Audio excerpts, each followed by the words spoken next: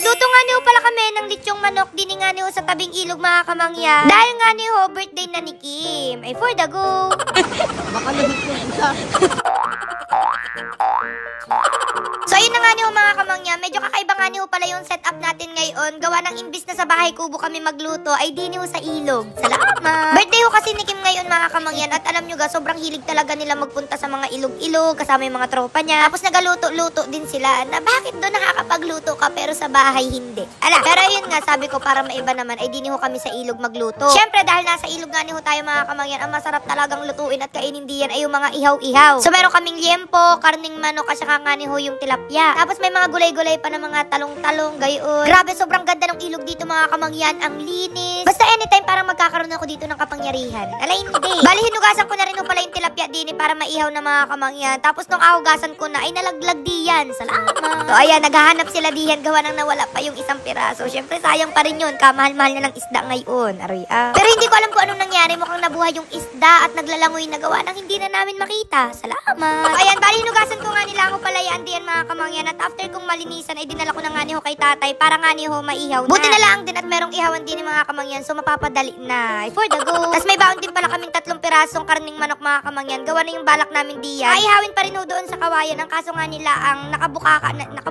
Basta butterfly cut siya. Kaya yan at ginupit-gupit na ni Kuya Julius nyo diyan. Ilang beses na rin naman ho kami nakapagluto ng manok na inalagay doon sa kawayan mga kamangyan. Ang kaso nga nila ang parang buo pa yun. Sinalagyan pa namin ng mga pampalasa sa loob. Pero ngayon, ibang style siya kasi nga bukang-buka naman siya. So, marinate lang ang huyaan mga kamangyan. Tapos mamaya kapag aihaw-ihawin na, dapunas-punasan ng mga pampalasa para talagang masarap at juicy. Wow naman. Pwede ko nga niyo maugasan mga kamangyan. Ayan nga niyo, naglagay na ako ng bawang, sibuyas, arehong toyo, marinated barbecue sauce, kalamansi, asukal, ketchup, oyster sauce, paminta, garlic powder, at saka rin paprika. Tapos ayan mga kamangyan, babad lang ang huyaan ng mga 30 minutes to 1 hour. Habang naghihintay nga niyo kami diyan mga kamangyan, hindi na namin mapigilan yung aming mga sarili na lumigo dito kasi sobrang ganda talaga. Bali din nga niyo pala rin sa Tampisaw sa Baco Oriental, Mindoro mga kamangyan. Maliban ho doon sa ilog na pwede ka rin magluto, meron pa nitong parang swimming pool pero yung tubig nito galing din doon sa ilog. So talagang fresh na fresh. Bali pangalawang punta na nga niyo pala namin din mga kamangyan at hindi talaga kami nag-asawa na magpunta dito. Kung pwede lang dito na lang kami ng buong taon. Alay hindi. Para nga niyo mas mag-enjoy aring ating birthday boy. Ayan, sinama niya yung kanyang mga tropa-tropa. Kasi feeling ko hindi siya masaya kapag kami lang yung kasama niya. Sobrang arte. At nung okay na nga niyo mga kamangyan, ayan nga niyo at alagay na nila din nga niyo sa kawayan. Bali aring kawayan na nga niyo pala na aring mga kamangyan. Dinala pa talaga namin are. Kung syempre, meron din naman dito mga kawayan. Kaso nga nila ang nakakatakot na bigla ka na lang ang pumutol diyan. Lalo na at parang mga gubat-gubat. Alam niyo na yung mga kasabihan, yung mga ganyan. Medyo kakaibang style nga niyo pala aring mga kamangyan at nakakatuwa nga niyo na si tatay din ay prepared kasi nagdala na siya ng kawan, ng fly. So talagang boy scout siya. Salamat. At alam niyo ga mga kamangyan, sobrang enjoy talaga kami dito. Hindi namin nararamdaman yung pagod. Wow, akala mo naman talaga. Kasi sa tunay mga kamangyan, diga, medyo nakakapagod din naman talaga yung pagluluto. Pero dito talagang ramdam namin na outing. Maya-maya mag-swimming kami, tapos may video okay pa, so kantahan sila diyan na malala. Tapos ewan ko kung bakit nga niyo nakakagutom kapag nagaligo-ligo mga kamangyan. Kaya nung naluto yung tilapia, tingnan nyo naman kami diyan at parang naman talagang agawan ng agawan. Salamat. Medyo chill-chill nga niyo pala kami mga babae ngayon mga kamangyan. Tapos yung mga kalalakihan ang busy-busy. I think deserve nila. Alay hindi. So medyo natagalan din pala sila ng konti diyan mga kamangyan kasi medyo nahirapan sila sa paglalagay nga ni Hunong kawad. Gawa ng syempre kailangan talaga na medyo mahigpit. Gawa ng nakabitin yan mamaya. Ay baka baga kalagitnaan ng pagluluto ay mapunta na lang dun sa uling. Aroy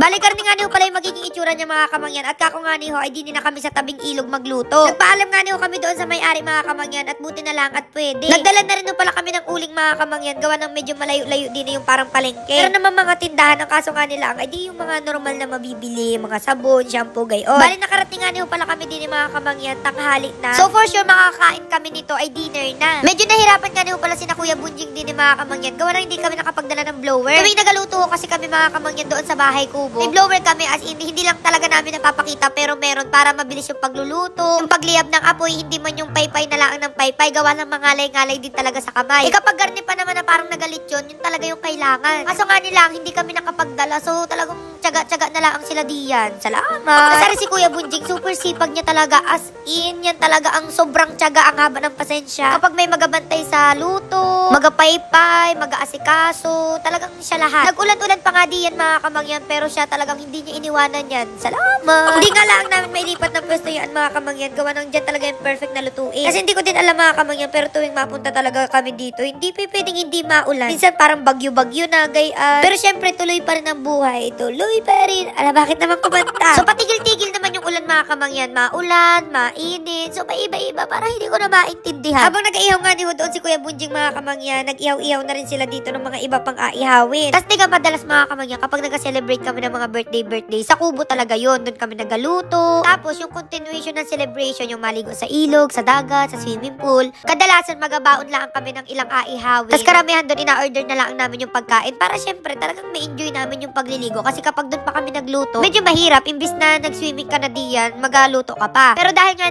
overnight kami din mga kamangyan, sabi namin, ay di, doon na rin tayo magluto. At alam nyo mga kamangyan, muntik pang hindi matuloy yung pagluluto namin din. Gawa na nakalimutan pala doon sa palengke yung mga pinamili ng mga ingredients. Buti na lang at pagkarating namin din sa Tampisaw, medyo maaga-aga pa. Kaya si Kuya Umpok at saka si Ate Shane pumunta pa doon sa palengke para lang mamili. Pero ayun, sa kabila ng mga aberya, ito tayo tuloy-tuloy pa rin ang pagluluto. Salamat! So, konti na lang maluluto na rin mga kamangyan, kaya ator ko muna kayo din sa Tampisaw. Bala rin nga pala yung pinakang swimming pool nila mga kamangyan, na fresh yung tubig and malamig din. Meron pang bata, meron din naman pang matanda, and para sa aming mga adult na hindi marunong lumangoy. Hoy! At dahil nga din kami mag-overnight mga kamangyan, tingnan nyo naman yung atuluyan namin. Perfect to, as in talagang pang buong family. As in super ganda, parang bahay na bahay mo. May TV dyan, may mga sopaso, pwede kayo magtambay-tambay, magtutropa. Pwede kayo magluto, may ref, pwede dyan na rin kayo kumain sa loob, may CR. Tapos dun pa sa pinakataas, dun yung sobrang daming kwarto talaga. Parang pang isang barangay. Alay, hindi. And ito pa yung maganda mga kamangyan, meron din silang pang couple, which is super ganda din talaga na marirelax ka, na parang kung nasa ibang bansa, sobrang unique ng itsura. Kaya kahit kada linggo yata bumalik kami dito, hindi kami mag-asawa. For the go. So ayun, after ilang minutes nga mga kamangyan, sa wakas ay naluto na nga aring aming inihaw na manok. Tapos ayan, nagkain-kain lang kami diyan mga kamangyan. At grabe, super sarap nung manok. Parang yung inaluto-luto namin sa bukid mga kamangyan. Ang juicy, ang linamnam. Ewan ko, pero kapag mga gayan talagang ihaw, talagang sobrang sarap. And syempre, mas na-enjoy namin yan mga kamangyan. Gawa ng syempre, galing kami sa liguan. Kapag gayon pa naman, talagang mas masarap yung pagkain kahit pa inihaw yaan. So ayan, in-enjoy lang muna namin yan mga kamangyan. And nagpakabusog-busog na kami diyan. And after namin kumain, syempre, nagbalik na naman kami sa pagliligo. Salamat! So gustong-gusto talaga namin yung mga garni mga kamangyan kasi talagang nai-enjoy namin, nawawala yung mga pagod. As in, grabe yung tawanan, para kami mga bata. Alam mo yung bata na sinama ka sa ilog, ganun yung feeling. Late celebration na rin pala rin mga kamangyan, pero kay Kim, happy